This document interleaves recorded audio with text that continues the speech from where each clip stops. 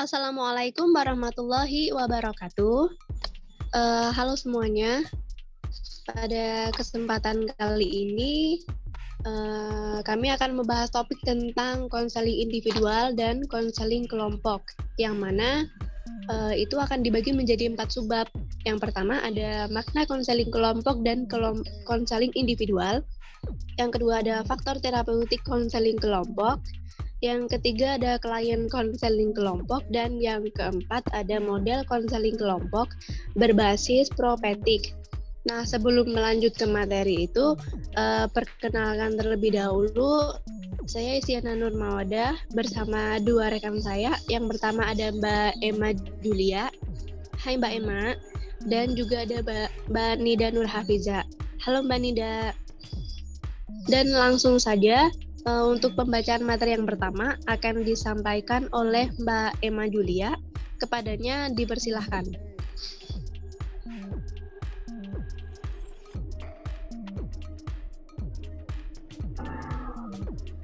Assalamualaikum warahmatullahi wabarakatuh. Baiklah, saya akan mempresentasikan materi yang pertama, yaitu tentang makna konseling kelompok individual.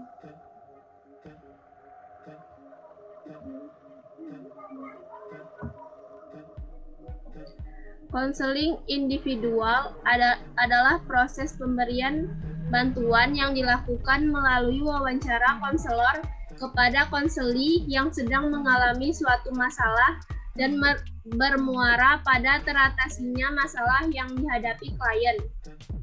Makna lain menyebutkan bahwa konseling individual yakni pertemuan antara konselor dengan seorang klien secara individual, di mana terjadi hubungan konseling yang bernuansa raport atau saling memahami dan mengenal tujuan bersama. Konselor akan berupaya memberi bantuan untuk mengembangkan pribadi klien agar klien dapat mengantisipasi permasalahan yang sedang dihadapi. Selanjutnya, konseling kelompok. Sedangkan konseling kelompok pada dasarnya adalah proses perorangan yang dilakukan di dalam suasana kelompok. Di sana ada konselor yang jumlahnya mungkin lebih dari seorang, dan ada klien, yaitu para anggota kelompok yang jumlahnya paling kurang 2 orang. Di sana terjadi hubungan konseling dalam suasana yang diusahakan sama seperti dalam konseling perorangan, yaitu hangat, terbuka, permisif, dan penuh keakraban, di mana juga ada pengungkapan dan pemahaman masalah klien, penelusuran sebab-sebab timbulnya masalah, upaya pemecahan masalah, atau jika perlu dengan menerapkan metode-metode khusus. Selanjutnya, materi tentang faktor-faktor terapeutik konseling kelompok. Yang pertama, penentuan harapan. Penentuan dan menjaga harapan adalah hal yang penting dalam psikokonseling karena akan membuat proses konseling menjadi efektif. Pada beberapa penelitian menunjukkan bahwa penentuan harapan yang tinggi dalam bantuan sebelum konseling dimulai secara signifikan berkorelasi terhadap hasil konseling yang positif. Konseling kelompok terdiri dari individu-individu yang memiliki tingkat permasalahan yang berbeda-beda. Konseli yang secara kontinu berhubungan dengan anggota kelompok yang mulai pulih dalam kelompok tersebut sering membantu konseli yang lain yang memiliki jenis permasalahan yang sama, sehingga membuat konseli yang lain menjadi lebih efektif. Selanjutnya, universalitas. Beberapa konseli dalam konseling berpikir bahwa mereka adalah kelompok yang unik dengan keadaan yang buruk yang mereka alami, bahwa mereka ketakutan, memiliki masalah, impuls, dan fantasi yang tidak dapat mereka atasi. Perasaan konseli terhadap keunikan mereka menciptakan isolasi sosial dikarenakan kesulitan dalam hubungan interpersonal. Kesempatan untuk hubungan yang lebih intim sering tidak dapat dilakukan oleh konseli. Dalam konseling kelompok, khususnya pada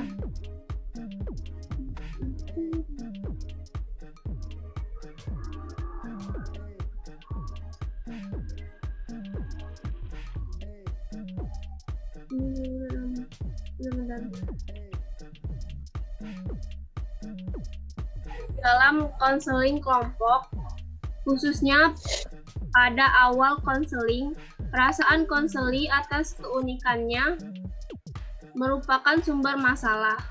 Setelah konseli mendengar anggota kelompok yang lain memiliki masalah yang sama, konseli akan lebih merasa terhubung dengan dunia luar. Universalitas memainkan perannya dalam konseling individual. Kompleksitas masalah individu akan membuat anggota kelompok konseling sadar bahwa kesamaan masalah yang mereka miliki tidak selamanya memiliki jalan keluar yang sama pula. Demikian yang dapat saya sampaikan, saya kembalikan kepada moderator. Oke, baik. Terima kasih kepada Mbak Emma atas pemaparan materinya. Untuk pemaparan materi yang kedua akan disampaikan oleh Mbak Nida Nurhafiza. Kepadanya dipersilahkan.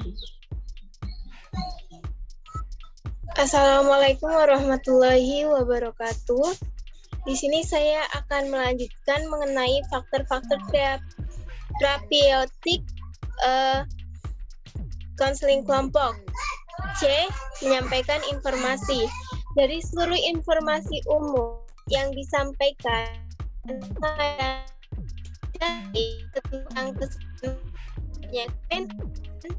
itu dinamik yang diberikan oleh konselor juga tetap memberikan nasihat, sugesti, atau bimbingan langsung tentang permasalahan hidup. Tapi konselor atau konseli secara retrospektif mengemukakan pengalaman dalam interaksi konseling kelompok, mereka tidak boleh memberikan informasi secara didaktik tentang nilai-nilai atau memberikan nasihat. Yang D, pengajaran didaktik. Kebanyakan interaksi konseling kelompok yang sukses adalah karena konseli telah belajar tentang fungsi kekuatan jiwa, arti gejala-gejala yang timbul, dinamika interpersonal dan kelompok, dan proses psikokonseling. Dengan itu, proses pendidikan secara implisit sebenarnya tidak dijalani oleh konseli. Kebanyakan para konselor kelompok tidak memberikan pengajaran didaktik secara eksplisit dalam interaksi konseling kelompok. Walaupun dalam beberapa pendekatan konseling kelompok, pengajaran formal menjadi sangat penting untuk menjadi bagian dalam program penyembuhan. E. Nasihat langsung. Tidak seperti pengajaran didaktik secara eksplisit dari konselor, nasihat langsung dari para anggota kelompok terjadi dalam konseling kelompok. Pada dinamika interaksi konseling kelompok merupakan bagian awal dari hidupnya interaksi kelompok dan dapat memperkirakan seberapa lama kelompok tersebut sudah terbentuk. Apabila dalam kelompok ada seorang anggota yang melakukan nasihat langsung, sudah dapat diduga bahwa kelompok tersebut baru saja terbentuk atau anggota kelompok tersebut baru saja bertemu. F. Altruisme. Dalam konseling kelompok, konseli menerima bantuan dari konseli yang lain. Bukan hanya sebagai bagian dari tindakan resiprokal, tetapi merupakan bagian dari altruisme yang datang dari lubuk hati yang dalam. Dari konseling mereka dapat melepaskan bebannya masing-masing sehingga mereka akan merasa menjadi orang yang sangat penting bagi anggota kelompok yang lain untuk membangun harga diri mereka. Konseli saling membantu satu sama lain dalam proses terapeutik kelompok. Mereka memberikan dorongan, menenteramkan hati konseling lain, memberikan sugesti dan pemahaman, dan saling berbagi-bagi anggota yang memiliki masalah yang sama. Seseorang konseling akan menyimak, menyerap, dan mengamati anggota yang lain sehingga mereka jauh lebih siap dibanding konselor.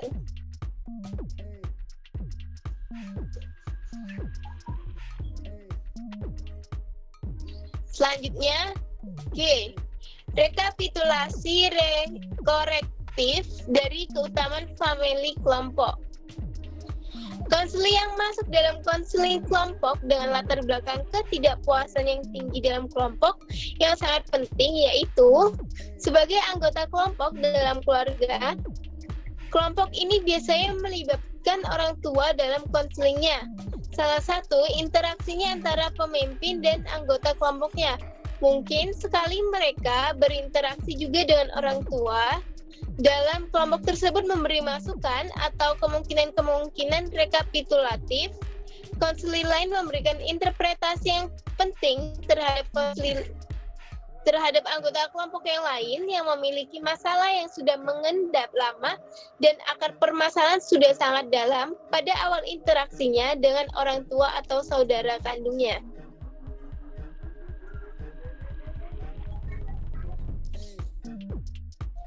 H. Pengembangan teknik sosialisasi. Pembelajaran sosial, pengembangan keterampilan dasar sosial adalah salah satu faktor terapeutik yang dapat dilakukan pada semua kelompok konseling. Walaupun keterampilan alami secara eksplisit dari program yang bervariasi tergantung dari tipe konseling kelompok. Pada konseling dinamika kelompok dengan menggunakan teknik umpan balik terbuka, konseling akan diberikan informasi tentang perilaku sosial maladaptif. Konseling belajar tentang pergaulan yang tidak sehat, sikap yang baik, atau tentang berbagai macam kebiasaan sosial yang lain bagi klien yang bermasalah dengan hubungan sosialnya. Secara berkala, anggota kelompok yang lebih senior dalam kelompok konseling diharap menunjukkan keterampilan sosial yang tinggi. Mereka ikut terlibat dalam proses. Mereka belajar bagaimana untuk membantu secara responsif terhadap anggota yang lain. Mereka juga memperoleh masukan tentang metode resolusi konflik. Mereka juga lebih mampu mengekspresikan empati secara akurat. Keterampilan ini akan membantu konseling agar dapat melakukan interaksi sosial dengan baik masa depannya.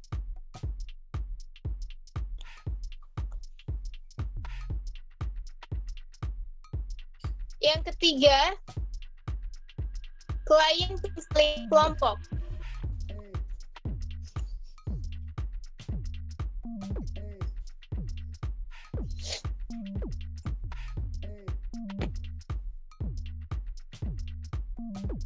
Tiga, klien konseling kelompok.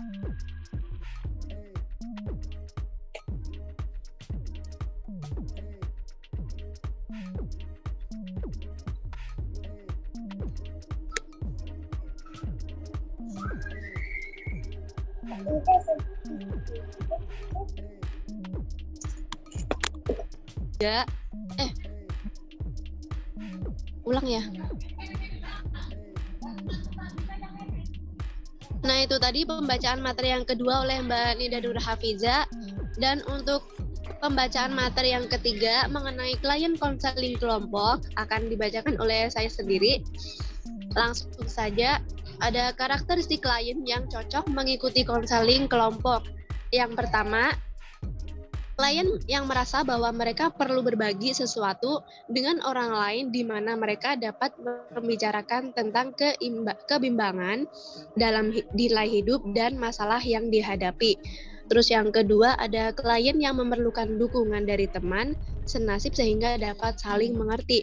Kemudian yang ketiga ada klien yang membutuhkan pengalaman dari orang lain untuk memahami dan memotivasi dirinya. Next.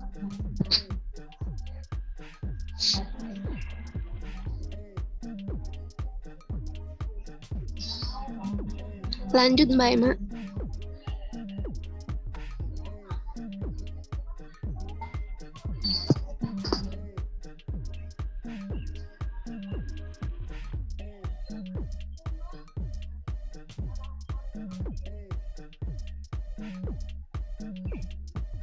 Cek.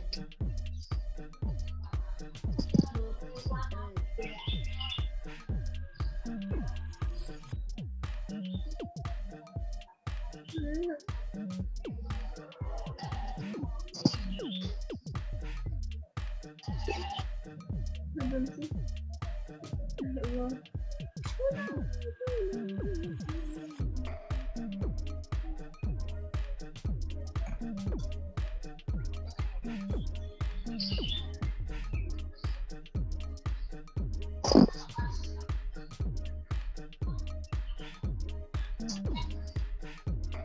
Dan kemudian ada karakteristik klien yang tidak cocok mengikuti konseling kelompok, itu dibagi menjadi 7 bagian. Yang pertama, ada klien yang berada dalam keadaan kritis. Kedua, klien yang tidak ingin masalahnya diketahui orang lain karena bersifat konfidensial. Yang ketiga, memiliki ketakutan yang luar biasa saat berbicara.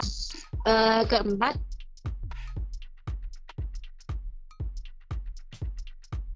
yang sangat terbatas.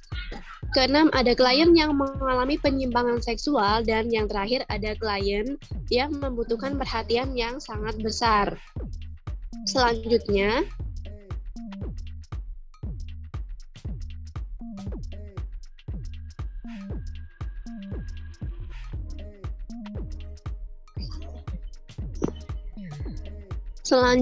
ada model-model konseling kelompok berbasis propetik. Nah, untuk propetik konseling sendiri itu adalah dalam penelitian ini merupakan suatu proses pemberian bantuan kepada individu yang mengalami masalah dalam kehidupannya yang dilakukan oleh seorang konselor Al-Quran dan As-Sunnah. Jadi propetik konseling ini sangat terikat pada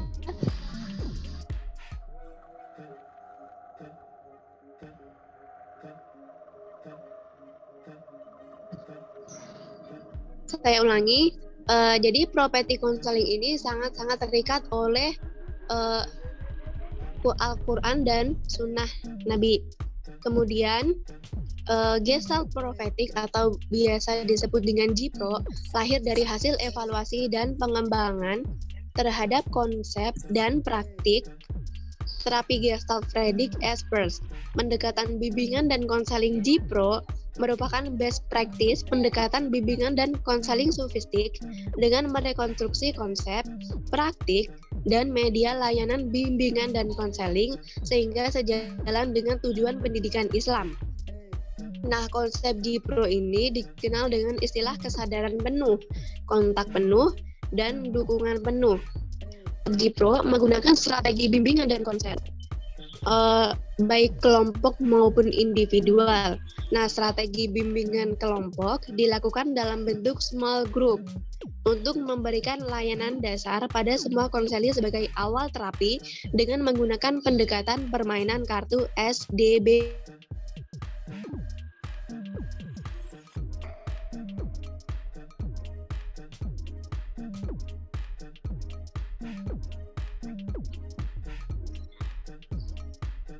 Saya ulangi, jadi untuk strategi bimbingan kelompok ini dilakukan melalui pendekatan suatu permainan yang disebut dengan kartu SDB-HSM.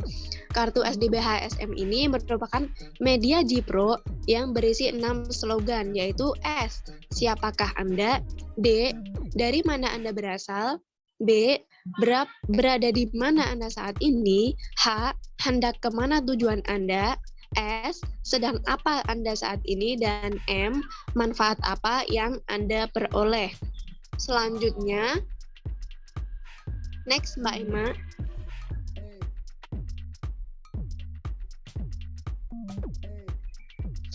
Nah, jadi strategi konseling individual dilakukan dengan permainan dialog internal, meliputi berbagai permainan dialog internal yang diadaptasi dari terapi Gestalt Friedrich Esperis, yaitu permainan dialog internal atau empathy chair untuk menghadapi urusan yang belum selesai.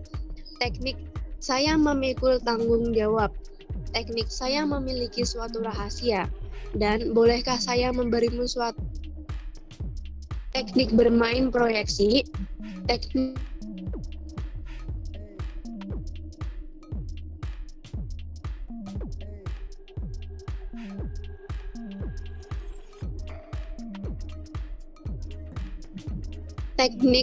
bermain proyeksi, teknik pembalikan, teknik pengulangan, teknik melebih-lebihkan, teknik bisakah Anda tetap dengan perasaan ini? Melalui pendekatan Jipro, konseling dapat dibangun dari akan eksistensi secara bertahap, dapat mengambil hikmah dari pengalaman dan bersyukur atau bersabar atas pengalaman yang telah dilalui, mengembangkan kemampuan secara mandiri untuk memenuhi kebutuhan tanpa harus melanggar syariat agama Islam dan atau melanggar hak-hak orang lain, lebih sadar akan gerak hati, kecenderungan dan perasaannya, belajar bertanggung jawab pada apa yang mereka lakukan, termasuk di dalamnya menerima konsekuensi dari pilihan dan perbuatannya, beralih dari dukungan dari luar, meningkat menjadi didukung oleh dirinya sendiri dan menyadari membutuhkan orang lain dan dapat menerima pertolongan orang lain, serta mampu menolong orang lain dengan berharap mendapat ridhonya. Sudah selesai, terima kasih. Demikian tadi presentasi dari kelompok kami. Saya selaku moderator serta mewakili rekan-rekan saya mengucap maaf atas kekurangan dari kami, dan juga kami mengucap banyak terima kasih untuk perhatian dan partisipasinya. Saya akhiri. Wabillahi taufiq wal hidayah. Wabarakatuh. Thank you semuanya.